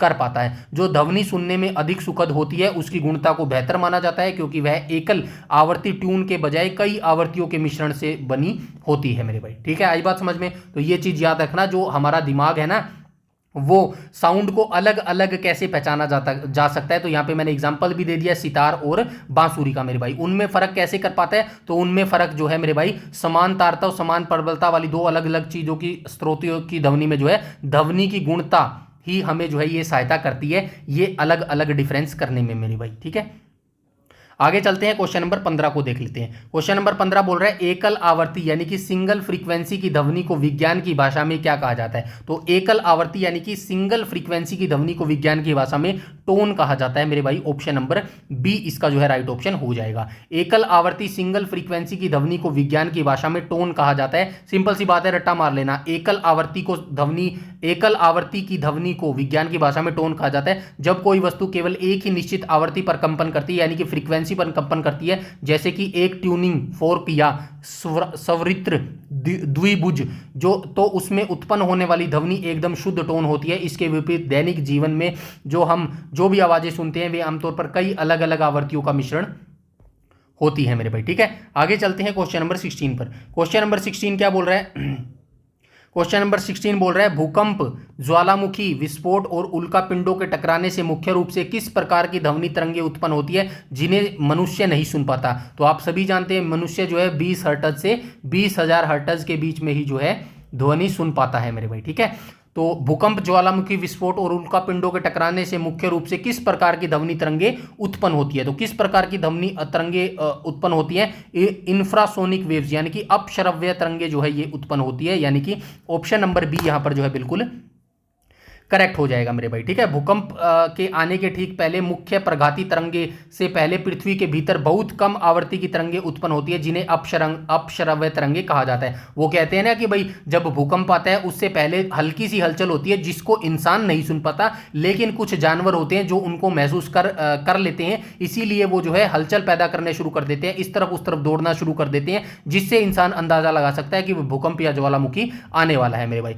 आवृत्ति 20 हर्ट्ज से कम होती है जिसका कारण मनुष्य के कान इन्हें नहीं सुन सकते हैं। हालांकि गैंडा, व्हेल, हाथी और कुछ अन्य जानवर जो है इन कम आवर्ती तरंगों के प्रति अत्यधिक संवेदनशील होते हैं और उन्हें पता चल जाता है कि भूकंप या फिर कोई ऐसा खतरा आने वाला है, इसलिए वो पहले से जो है विचलित हो जाते हैं मेरे भाई। ठीक है, आगे चलते हैं, क्वेश्चन नंबर 17 को देख लेते हैं। क्वेश्चन नंबर 17 बोल रहा है मेरे भाई ध्वनि तरंगों को अपने मार्ग में आने वाली किसी अवरोध के किनारे से मुड़कर आगे बढ़ जाना भौतिक की कौन सी घटना है। ध्वनि तरंगों का अपने मार्ग में आने वाली किसी अवरोध के किनारों से मुड़कर आगे बढ़ जाना भौतिक की कौन सी घटना है। तो ये डिफ्रैक्शन हो जाएगा यानी कि विवर्तन हो जाएगा। विवर्तन इस घटना को बोलते हैं मेरे भाई। ठीक है, जब कोई ध्वनि तरंग अपने मार्ग में आने वाले किसी अवरोध या झिरी के तीक्ष्ण किनारों से टकराती है तो वह उन किनारों से आंशिक रूप से मुड़ जाती है और अवरोध की ज्यामितीय छाया वाले क्षेत्र में प्रवेश कर जाती है। भौतिकी की इस परिघटना को तरंग का विवर्तन कहते हैं मेरे भाई। ध्वनि तरंगों का तरंग दैर्ध्य वेवलेंथ बड़ा होता है जो दैनिक जीवन के अवरोधों जैसे दरवाजे, खिड़कियां, दीवारें के आकार के समतुल्य होता है। इसी कारण ध्वनि तरंगों में विवर्तन बहुत आसानी से देखने को मिलता है और हम बगल वाले कमरे में बैठे व्यक्ति की आवाज बिना उसे देखे भी साफ सुन पाते हैं मेरे भाई। ठीक है, आई बात समझ में? इसीलिए बोल रहा हूं ये जो थ्योरी मैं यहां पर लिख के लाया हूं ना आपके लिए, ये बिल्कुल एनसीईआरटी बेस्ड है। अगर आप इनको भी पढ़ लोगे ना तो यकीन मानना एनसीईआरटी की जो एनसीईआरटी की बुक है ना, जो 6 से लेके 8 तक की, वो सारी डेफिनेशन आपकी यहीं पे क्लियर हो जाएंगी मेरे भाई। ठीक है, एक एक चैप्टर की। चलिए आगे चलते हैं, क्वेश्चन नंबर 18 को देख लेते हैं। क्वेश्चन नंबर 18 क्या बोल रहा है? जब दो ध्वनि तरंगे माध्यम में एक साथ चलती है, मतलब कि जो दो ध्वनि तरंगे हैं वो माध्यम में एक साथ चलती है मेरे भाई। ठीक है, और किसी बिंदु पर समान कला में मिलती हैं तो वहां ध्वनि की तीव्रता अधिकतम हो जाती है। इसे क्या कहते हैं? इसे क्या कहा जाता है? इसे संपोषी व्यतिकरण कहा जाता है, कंस्ट्रक्टिव इंटरफेरेंस इसको जो है बोला जाता है मेरे भाई। ठीक है, तो दो समान आवर्ती फ्रीक्वेंसी और लगभग समान आयाम यानी कि एम्पलीफाइड की ध्वनि तरंगे माध्यम में एक साथ एक ही दिशा में चलती है तो उनके आपस में मिलने से माध्यम के अलग अलग बिंदुओं पर ध्वनि की तीव्रता बदल जाती है। इस घटना को जो है व्यतिकरण कहा जाता है। ये एक डेफिनेशन ही है। किसकी डेफिनेशन है? व्यतिकरण की डेफिनेशन है मेरे भाई। इस घटना को व्यतिकरण कहा जाता है। और क्वेश्चन में भी आपसे यही पूछा है, पूरी 2 लाइन का जो है क्वेश्चन आपको बना के जो है दे दिया और कह दिया बताओ इस घटना को क्या कहोगे। इसीलिए बोल रहा हूं आपका डेफिनेशन क्लियर करना बहुत जरूरी है। डेफिनेशन क्लियर करने के लिए आपको एनसीईआरटी पढ़ना ही पड़ेगा। अगर इसका सबसे बड़ा एग्जाम्पल क्या है, अभी यूपीएससी का जो पेपर हुआ है ना, यूपीएससी का 2026 का, वो देख लेना, आपको पता लग जाएगा मेरे भाई। ठीक है, वैसे तो उस पेपर का इस बात से कोई लेना देना नहीं है, लेकिन फिर भी कहने का मतलब ये है कि एनसीईआरटी आपको पढ़नी ही पड़ेगी। यूपीएससी तो पता नहीं क्या बनता जा रहा है मेरे भाई, सब कुछ जो है मतलब ऐसी चीजें पूछ रहा है जिनका पढ़ाई से कोई मतलब ही नहीं है मेरे भाई। ठीक है, मतलब चलिए छोड़ो, वो अलग लेवल का हो जाएगा। हम हमारा वनडे एग्जाम्स पर फोकस करते हैं, एचएसएससी। बस इतना कह रहा हूं, एचएसएससी को हल्के में मत लेना। आप ये मत सोचना कि एचएसएससी है वन टाइम सिंगल जो है पेपर करवाता है और बोर्ड है यार, एचएसएससी बोर्ड है, सी और ग्रुप सी और ग्रुप डी की भर्ती करवाता है। ये भूल कर भी गलती मत कर देना एचएसएससी के बारे में, क्योंकि एचएसएससी मेरे भाई यूपीएससी के ही लेवल का है मेरे भाई। ठीक है, तो लो आगे चलते हैं, क्वेश्चन नंबर 19 पर चलते हैं। क्वेश्चन नंबर 19 बोल रहा है, रात के समय ध्वनि दिन की अपेक्षा अधिक स्पष्ट और दूर तक क्यों सुनाई देती है? तो ये भी क्वेश्चन बहुत बार पूछा जाता है कि भाई जो रात का समय होता है और दिन का समय होता है, लेकिन जो ध्वनि स्पष्ट रूप से सुनाई देती है वो किस समय सुनाई देती है? रात के समय में जो है अधिक स्पष्ट सुनाई देती है। किसके कारण सुनाई देती है? विभिन्न परतों के ताप अंतर के कारण होने वाले ध्वनि के अपवर्तन के कारण, यानी कि रिफ्रैक्शन के कारण जो है हमें ऐसा सुनाई देता है। आइए देख लेते हैं यहां से। रात के समय पृथ्वी की सतह ठंडी हो जाती है, जिससे जमीन के पास की वायु की परत जो है ठंडी सघन माध्यम और ऊपर की परतें अपेक्षाकृत गर्म विरल माध्यम होती है। जब ध्वनि तरंगे ऊपर की ओर उठती हैं तो वे गर्म हवा से ठंडी हवा में आते समय अभिलंब की ओर झुक जाती हैं, जिससे ध्वनि तरंगे परावर्तित होकर वापस नीचे जमीन की ओर मुड़ जाती हैं, अपरिवर्तित हो जाती हैं मेरे भाई। इसके विपरीत दिन में जमीन की गर्म होने के कारण ध्वनि तरंगे ऊपर आकाश की ओर मुड़ जाती हैं। इसी अपवर्तन के कारण जो है रात में ध्वनि जो है जमीन के समांतर दूर तक बहुत स्पष्ट सुनाई देती है मेरे भाई। ठीक है, ये चीज आप याद रखना। दिन में क्या होती है? दिन में जो गर्म हवा होती है ना, वो मेरे भाई नीचे भी गर्म हवा ही होती है। और जो शाम के समय जो है मौसम ठंडा हो जाता है, तो मौसम ठंडा हो जाता है तो भाई आपको पता है भाई सतह जल्दी ठंडी होती है, जल्दी गर्म होती है, तो ठंडा के कारण जो है जो ध्वनि होती है वो परावर्तित होती है मेरे भाई। ठीक है, परावर्तन होती है मेरे भाई। ठीक है, ऐसा ही यहाँ पे ये लिखा गया है मेरे भाई। ठीक है, परावर्तित होकर वापस नीचे जमीन की ओर मुड़ जाती है मेरे भाई। ठीक है, आगे चलते हैं, क्वेश्चन नंबर 20। क्वेश्चन नंबर 20 में लिखा गया है, किसी ध्वनि स्रोत और श्रोता के बीच होने वाली आपेक्षिक गति के कारण ध्वनि की आवृत्ति बदलती हुई प्रतीत होती है। इस घटना को क्या कहा जाता है? तो ये भी एक डेफिनेशन ही है मेरे भाई। इस घटना को मेरे भाई डॉपलर प्रभाव बोला जाता है। अब डॉपलर प्रभाव की अगर आपको डेफिनेशन नहीं पता तो ये क्वेश्चन आप नहीं कर सकते। चलिए डॉपलर प्रभाव की डेफिनेशन देख लेते हैं, यहाँ पे पूरा लिख दिया मैंने। ठीक है, जब किसी ध्वनि स्रोत जैसे हॉर्न बजाती हुई ट्रेन और श्रोता सुनने वाला व्यक्ति, आप सभी जानते हो कि आप जो रेलवे स्टेशन पे गए हो ना, वहां पे तेज स्पीड से जब ट्रेन आती है, तेज हॉर्न बजाते हुए आती है, तो इन दोनों के बीच में सापेक्ष गति यानी कि रिलेटिव मोशन होती है, तो श्रोता को ध्वनि की वास्तविक आवृत्ति बदली हुई महसूस होती है। इस घटना को डॉपलर प्रभाव कहते हैं मेरे भाई। ठीक है, जब स्रोत श्रोता के पास आ रहा होता है तो प्रति सेकंड कानों तक पहुंचने वाली संपीड़नों की संख्या बढ़ जाती है, जिससे आवृत्ति फ्रीक्वेंसी और तावरतव पिच बढ़ी हुई तीखी प्रतीत होती है। इसीलिए इसके विपरीत स्रोत के दूर जाने पर आवृत्ति घटी हुई महसूस होती है मेरे भाई। आई बात समझ में? चलिए आगे चलते हैं। ये डोपलर प्रभाव है, डोपलर प्रभाव के कारण जो है ऐसा होता है। ठीक है, आगे चलते हैं, क्वेश्चन नंबर 21 को देख लेते हैं। क्वेश्चन नंबर 21 कह रहा है कि मानव कान के सबसे बाहरी भाग को क्या कहा जाता है जिसका मुख्य कार्य परिवेश में ध्वनि तरंगों को एकत्रित करना होता है। आपने देखा था भाई कान के मध्य में 3 हड्डियां होती हैं, उसके बारे में हम जान के आए हैं। तो जो मानव कान के सबसे बाहरी भाग होता है उसको क्या कहा जाता है, तो सबसे बाहरी भाग को जो है कर्ण पल्लव बोला जाता है मेरे भाई। ठीक है, तो ये क्वेश्चन आपको याद रखना है, स्टैटिक साइंस का क्वेश्चन है, डायरेक्ट आपसे पूछा जा सकता है। मानव कान के सबसे भारी भाग को क्या कहा जाता है, तो कर्ण पल्लव जो है ये बोला जाता है मेरे भाई।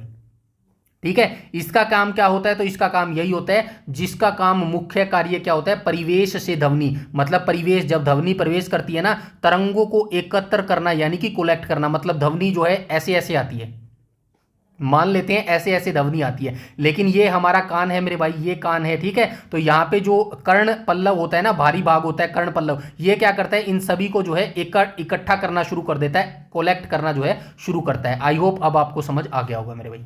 ठीक है, आगे चलते हैं क्वेश्चन नंबर नेक्स्ट पर, ये सारा पढ़ लेना मेरे भाई। क्वेश्चन नंबर 22 बोल रहा है, क्वेश्चन नंबर 22 कह रहा है मानव कान के आंतरिक भाग में स्थित कर्णावर्त का मुख्य कार्य क्या होता है। अभी हमने क्या देखा, अभी हमने जो है कर्ण पल्लव का मुख्य कार्य देखा, अब हम क्या देखेंगे, अब हम कर्णावर्त का जो है मुख्य कार्य देखेंगे, और ये आंतरिक भाग है भी, याद रखना ये दोनों चीजें इंपॉर्टेंट है, याद रखना। क्या इंपॉर्टेंट चीज है, ये इंपॉर्टेंट चीज है कि भाई मानव कान के सबसे भारी भाग को क्या बोलते हैं, तो भारी भाग को कर्ण पल्लव बोलते हैं, और आंतरिक भाग को क्या बोलते हैं, कहाँ गया ये रहा, आंतरिक भाग को क्या बोलते हैं, आंतरिक भाग को कर्णावर्त बोला जाता है मेरे भाई। अब इस कर्णावर्त का क्या मुख्य कार्य है, जैसे हम ऊपर देख के आए ना, किसका मुख्य कार्य देख के आए, कर्ण पल्लव का मुख्य कार्य देख के आए, तो अब हम कर्णावर्त का जो है मुख्य कार्य देख लेते हैं मेरे भाई। तो इसका मुख्य कार्य क्या होता है, दाब परिवर्तनों को विद्युत संकेतों में बदलना मेरे भाई। ठीक है, तो देख लेते हैं, मानव कान के आंतरिक भाग में एक घुमावदार संरचना होती है जिसे कर्णावर्त या फिर काकलीय कहते हैं। जब मध्य कान की हड्डियां ध्वनि के कंपनों को प्रतिवर्धित करके आंतरिक कान तक पहुंचाती है, तब कर्णावर्त इन दाब परिवर्तनों यांत्रिक कंपनों को ग्रहण करता है। कर्णावर्त के भीतर मौजूद तरल और विशेष कोशिकाएं इन कंपनों को विद्युत संकेतों में बदल देती हैं, जिन्हें बाद में श्रवण तंत्रिकाएं मस्तिष्क तक भेज देती है। कुछ समझ आया आपको, नहीं आया? तो चलिए, कुछ बात तो कुछ बच्चों को नहीं समझ आता, मैं भी समझ सकता हूं, लेकिन इन चीजों को आप जो है रिलेट करके पढ़ना शुरू करो। कैसे, जैसे हमने पढ़ा था डायनमो। ठीक है, हमने क्या पढ़ा था, विद्युत मोटर पढ़ी थी, कुछ समझ आया? डायनमो क्या काम करता है, विद्युत मोटर क्या काम करती है, अपोजिट काम करते हैं ना, कि भाई कोई यांत्रिक ऊर्जा को जो है इलेक्ट्रिसिटी में बदलता है और कोई इलेक्ट्रिसिटी को जो है यांत्रिक ऊर्जा में बदलता है। ठीक वैसा ही कान भी तो हमारा काम ऐसा ही कर रहा है। यहां से देखो दोबारा से, कहाँ गया ये रहा, कर्णावर्त जो आंतरिक भाग है हमारा, ठीक है, ये मौजूदा तरल और विशेष कोशिकाएं इन कंपनों को विद्युत संकेतों में बदल देता है मेरे भाई, विद्युत संकेतों में बदल देता है, यानी कि इलेक्ट्रिक में बदल देता है। कौन, हमारा ये जो मौजूद तरल पदार्थ होता है, ये जिन्हें बाद में श्रवण तंत्रिकाएं जो है मस्तिष्क तक भेज देते हैं मेरे भाई। देखा, ह्यूमन जो हम जो मानव है ना, मनुष्य हैं, हमारा जो पार्ट है ना, वो भी काम कैसे करता है, इनके तरह ही काम करता है मेरे भाई। आई बात समझ में? तो चीज़ों को रिलेट करके पढ़ना शुरू करो और चीज़ों को आसान लैंग्वेज में करना शुरू करो, कन्वर्ट शुरू करो। इतनी भी ये चीज़ें मुश्किल नहीं है जितना हम समझ लेते हैं मेरे भाई।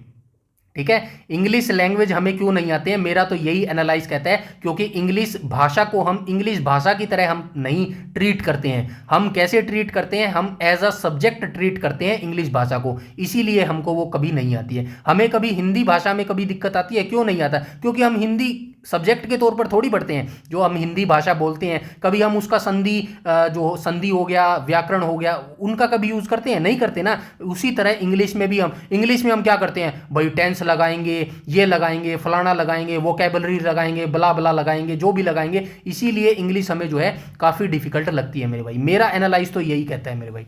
आई बात समझ में? इसीलिए चीज़ों को आसान करके समझना शुरू करो, चीज़ें याद आ जाएंगी मेरे भाई। ठीक है, समझ आ जाएंगी आपको। ठीक है, आगे चलते हैं, क्वेश्चन नंबर 23 पर चलते हैं। थोड़ा सा जल्दी चलते हैं क्योंकि टैब की बैटरी भी थोड़ी सी जाने वाली है। ठीक है, तो थोड़ा सा तेज चलते हैं। दिए गए माध्यमों में 25 डिग्री सेल्सियस पर ध्वनि का वेग किस में सबसे अधिक होगा मेरे भाई, ठीक है। तो दिए गए माध्यमों में जो है किस में जो है 25 डिग्री सेल्सियस पर ध्वनि का यानी कि साउंड का जो स्पीड है वो सबसे अधिक होगी। तो आप सभी जानते हैं भाई किस पे होगी, नॉर्मल सी चीज है, सबसे ज्यादा जो है एल्यूमिनियम में होगी। एल्यूमिनियम में 6420 यानी कि 6420 मीटर पर सेकंड जो है ये स्पीड होगी। ऑप्शन नंबर सी हो जाएगा मेरे भाई, ठीक है।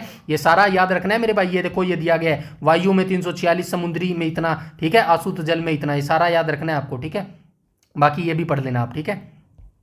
उसके बाद चलते हैं नेक्स्ट क्वेश्चन, क्वेश्चन नंबर 24 को देख लेते हैं। 24 क्या बोल रहा है, वायुमंडल की आर्द्रता यानी कि नमी बढ़ने पर वायु में ध्वनि की चाल पर क्या प्रभाव पड़ता है। तो क्या प्रभाव पड़ता है, चाल बढ़ जाती है मेरे भाई, सीधी सी बात है, घटती नहीं है, ये बढ़ जाती है मेरे भाई। ऑप्शन नंबर बी यहां पर बिल्कुल करेक्ट हो जाएगा। यहां से देख लेना, वायु में ध्वनि की चाल वायु के घनत्व डेंसिटी के वर्गमूल के व्युत्क्रमानुपाती होती है यानी कि प्रोपोर्शनल होती है मेरे भाई। जब वायुमंडल में आर्द्रता बढ़ती है तो शुष्क वायु के भारी कणों जैसे नाइट्रोजन और ऑक्सीजन का स्थान जल वाष्प के हल्के कण ले लेते हैं, जिसमें नम वायु का कुल घनत्व शुष्क वायु की तुलना में कम हो जाता है, ठीक है मेरे भाई। तो ये चीज आपको याद रखनी है, हवा का घनत्व घटने के कारण उसमें ध्वनि की चाल बढ़ जाती है। बस ये चीज याद रखना, हवा में घनत्व घटने पर जो है ध्वनि की चाल बढ़ जाती है, और हवा का घनत्व बढ़ने के साथ जो है ध्वनि की चाल घट जाएगी। सिंपल सी बात है, अपोजिट है एक दूसरे के, और यहीं से क्वेश्चन पूछता है, ठीक है। या तो वो बढ़ा देगा या घटा देगा, बस यहीं पर कंफ्यूज करेगा। बस ये चीज आपको क्लियर होनी चाहिए, आपको अच्छे से समझ आएगी, तभी इन चीजों को आप कर पाएंगे मेरे भाई, ठीक है।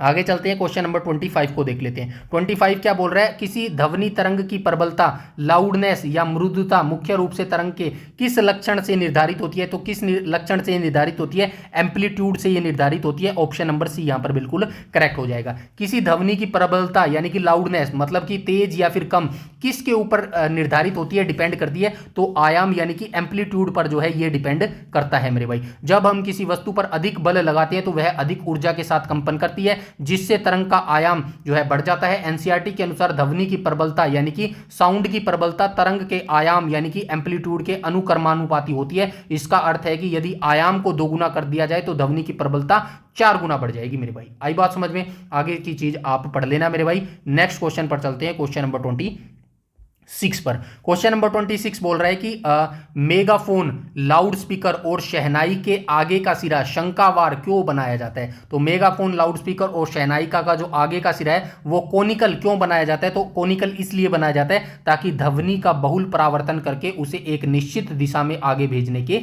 लिए ऐसा किया जाता है। इसको बैठ के आराम से पढ़ लेना, सारी चीजें आपको समझ आ जाएगी। मल्टीपल रिफ्लेक्शन के कारण ध्वनि तरंगे सभी दिशाओं में फैलने के बजाय एक संकीर्ण पुंज के रूप में केवल एक निश्चित दिशा में निर्देशित होती है। इसका एक सबसे बड़ा एग्जांपल है शंख। शंख हो गया, ठीक है, या फिर सीटी हो गई। ये दोनों आपने बजाई है। शंख तो शायद आपने ना बजाया हो सकता है, ठीक है, मैंने बजाया मेरे भाई, ठीक है, हर मंगलवार को मैं बजाता हूं। सीटी तो आप में से बहुत सभी ने बजाई होगी। तो ये शंख और जो सीटी है ना, ये इसी सिद्धांत पर काम करती है। किस सिद्धांत पर काम करती है, जब आपकी हवा मुंह से हवा, ठीक है, मुंह से हवा जब सीधी एक लाइन में निकलेगी ना, सिर्फ एक लाइन में निकलेगी, तभी सीटी बजेगी। फॉर एग्जांपल सुनो, लाइव एग्जांपल दिखाता हूं आपको, देखो।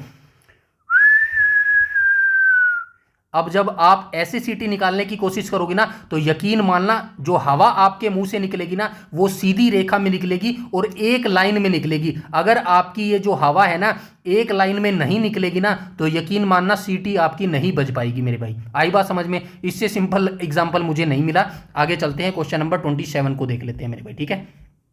क्वेश्चन नंबर 27 क्या बोल रहा है, समुद्र की गहराई मापने और पानी के नीचे छिपी वस्तुओं का पता लगाने के लिए सोनार तकनीक में किन तरंगों का उपयोग किया जाता है। 2 क्वेश्चन आपके यहां से बन गए। सबसे पहला तो क्वेश्चन यही एग्जामिनर पूछता है वनडे एग्जाम्स में ज्यादा, कि समुद्र की गहराई, एक सेकंड,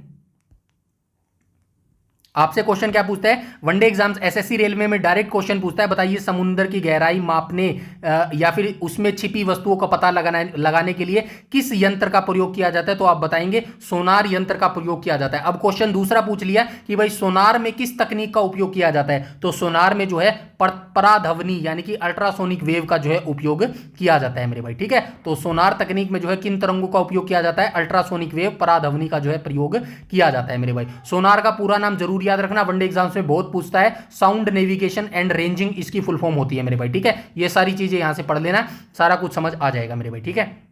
ये पीडीएफ दोबारा बना के दूंगा आपको इसके अंदर, ठीक है। टेक्स्ट में कोई गलती नहीं है मेरे भाई, बस थोड़ा सा ये ब्रैकेट वगैरह थोड़ी सी आगे पीछे इसने कर दिया, कोई बात नहीं है, ठीक है। आगे चलते हैं, क्वेश्चन नंबर 28 को देख लेते हैं। 28 बोल रहा है जब ध्वनि की आवृत्ति किसी माध्यम या डोरी की प्राकृतिक आवृत्ति से पूरी तरह मेल खाती है तो ध्वनि तरंगों का आयाम एम्पलीट्यूड बहुत बढ़ जाता है। इस विशिष्ट परिघटना को अनुनाद कहा जाता है। ये मैंने कल भी करवाया था मेरे भाई, ठीक है।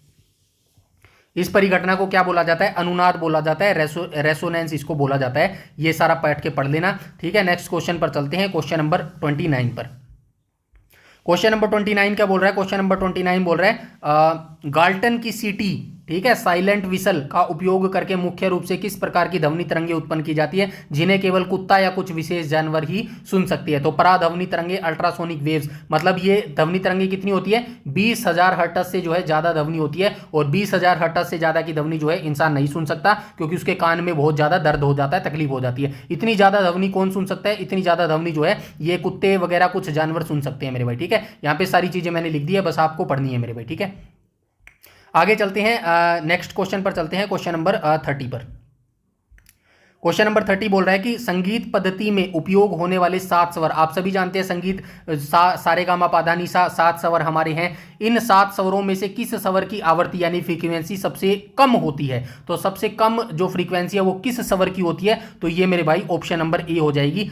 सा जो स्वर होता है ना, सा स्वर, इसकी फ्रीक्वेंसी सबसे कम होती है मेरे भाई, ठीक है। ऑप्शन नंबर ए हो जाएगा। यहाँ पे देखो, भारतीय संगीत पद्धति में मुख्य रूप से 7 स्वर होते हैं, सारे गामा पाधा नी सा। कहा जाता है कि जब हम सा से नी की ओर बढ़ते हैं तो ध्वनि की आवृत्ति लगातार बढ़ती है। एनसीईआरटी के ध्वनि सिद्धांतों के अनुसार पहले स्वर सा की आवृत्ति सबसे कम लगभग 256 हर्ट्ज होती है, जिसके कारण इसका तावर्तव सबसे कम होता है, और सबसे यह स्वर सबसे भारी या फिर मोटा सुनाई देता है। इसके विरुद्ध 7वें स्वर नी की आवृत्ति सबसे अधिक होती है। तो क्वेश्चन जरूरी नहीं है आपसे सबसे कम पूछेगा, आपसे जो है सबसे ज्यादा भी पूछ सकता है मेरे भाई, ठीक है। तो याद रखना नी, यहां पे लिख देता हूं सबसे ज्यादा।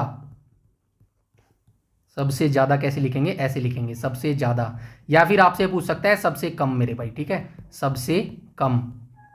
तो आपको बताना है ये फ्रीक्वेंसी है भाई, याद रखना फ्रीक्वेंसी, ठीक है। तो सबसे ज्यादा किसकी हो जाएगी? नी की हो जाएगी। सबसे कम किसकी होगी? सा की होगी, ठीक है। तो सा हो जाएगा सबसे कम, याद रखना मेरे भाई, ठीक है। आगे चलते हैं, क्वेश्चन नंबर 31 को देख लेते हैं। 31 बोल रहा है कि डेसिबल निम्नलिखित में से किस भौतिक इकाई के मापन का मात्रक है और यह किस मूल मात्रक का 10वां हिस्सा है? तो आप सभी जानते हैं किसकी ये मात्रक इकाई है मेरे भाई? ध्वनि की तीव्रता, प्रबलता की ये इकाई हो जाएगी मेरे भाई, ठीक है। और बेल का ये मूल मात्रक 10वां हिस्सा है मेरे भाई, ठीक है। बेल का मात्रक का जो है ये 10वां हिस्सा होता है डेसिबल मेरे भाई, ठीक है। ये आपको याद रखना। डेसिबल जो है इसकी भौतिक इकाई कौन सी होती है? ध्वनि की तीव्रता मेरे भाई, ठीक है, प्रबलता जिसको बोलते हैं, ठीक है। ये पढ़ लेना, यहाँ पे सारा कुछ लिख दिया गया है मेरे भाई, ठीक है। ये देखो, ध्वनि की प्रबलता या स्तर को मापने के लिए डेसिबल मात्रक का उपयोग किया जाता है। यह मूल मात्रक बेल का जो है 10वां हिस्सा होता है मेरे भाई, ठीक है। एवरीथिंग डिटेल मैंने इसके अंदर एनसीईआरटी से डाल दी है मेरे भाई, बस ये आपके ऊपर डिपेंड करता है कितना आप पढ़ते हैं मेरे भाई, ठीक है। क्वेश्चन नंबर 32 को देख लेते हैं।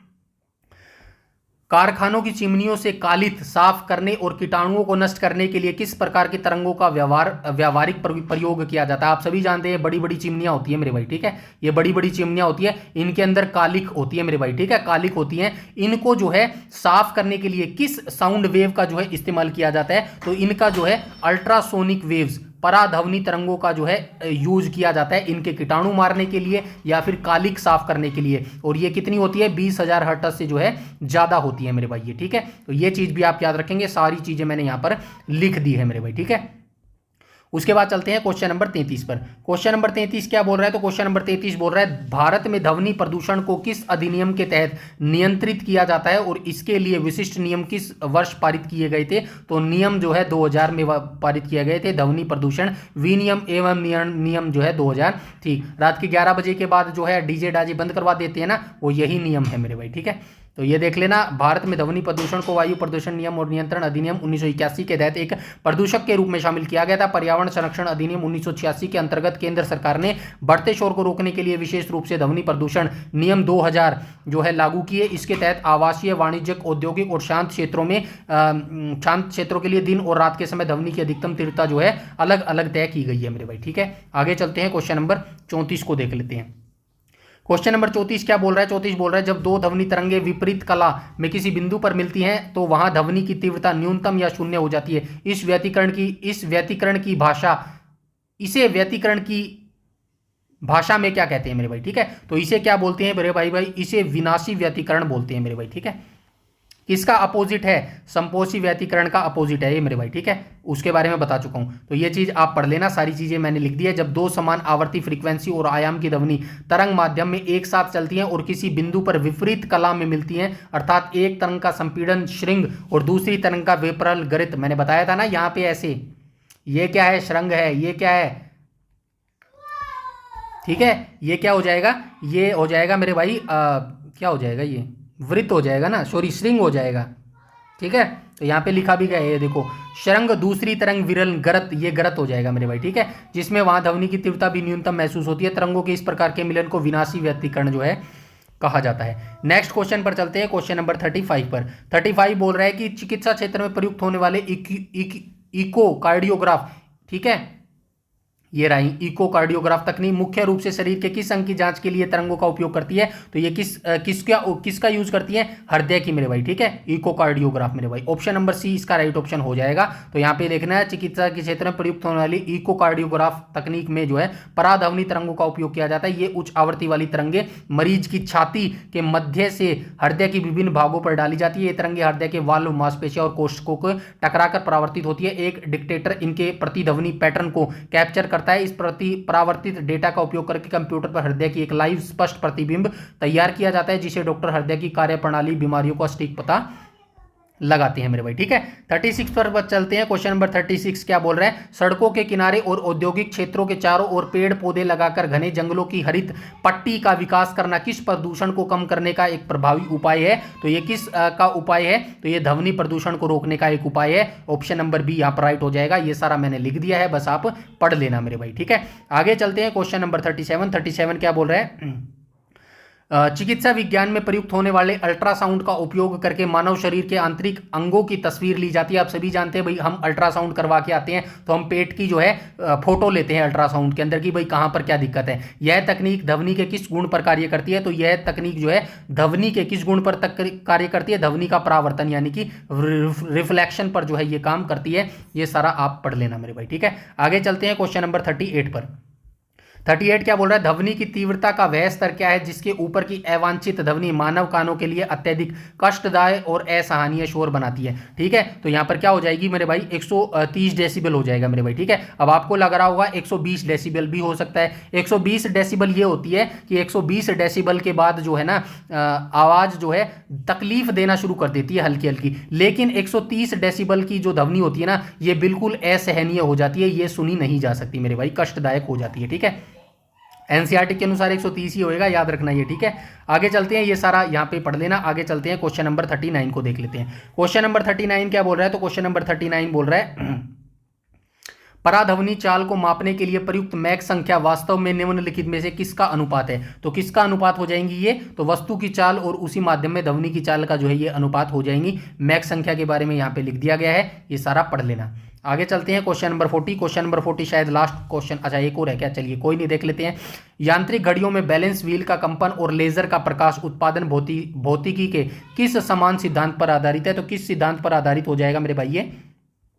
तो ये हो जाएगा मेरे भाई अनुनाद, रेसोनेंस के अनुनाद पर जो है ये अधिकार हो जाएगा। ऑप्शन नंबर सी ये बिल्कुल करेक्ट हो जाएगा, इसको पढ़ लेना। ये वैसे क्वेश्चन काफी जो है एक आधे रिपीट हो रहे हैं मेरे भाई। ठीक है, क्वेश्चन नंबर 41 को देख लेते हैं। क्वेश्चन नंबर 41 कह रहा है कि ध्वनि तरंगों की तीव्रता का एसआई पद्धति में मानक मात्रक निम्नलिखित में से कौन सा है? तो कौन सा हो जाएगा? माइक्रोवोट मीटर स्क्वायर जो है इसका राइट ऑप्शन हो जाएगा। ऑप्शन नंबर सी यहाँ पर बिल्कुल करेक्ट हो जाएगा मेरे भाई। ठीक है, इसको बैठ के पढ़ लेना, ये सारा आपको समझ आ जाएगा मेरे भाई। ठीक है, ये देखो, ठीक है, एसआई मात्रक जो है प्रति वर्ग मीटर जो है स्केयर हो जाएगा मेरे भाई। ठीक है, तो ये हो जाएगा। बहुत सूक्ष्म या कम तीव्रता की ध्वनियों को मापने के लिए इसके छोटे व्यवहारिक मात्रक माइक्रोवाट या फिर मीटर स्केयर का जो है उपयोग किया जाता है मेरे भाई। ठीक है, नीचे आपको सारे आंसर मिल जाएंगे। सब कुछ मैंने जो है बिल्कुल एनसीईआरटी का दिया है, फिर भी इस पीडीएफ में जो थोड़ी बहुत जो मिस्टेक थी ना टेक्स्ट में कोई मिस्टेक नहीं है, पहले बता रहा हूं, बस ये थोड़ा सा आगे पीछे ब्रैकेट वगैरह हो गए हैं, उसको मैं ठीक करके शाम को जो है आपको सही पीडीएफ दे दूंगा मेरे भाई, ठीक है। तो बस पढ़ते रहिएगा, लगातार स्टडी करते रहिएगा, कॉन्स्टेंट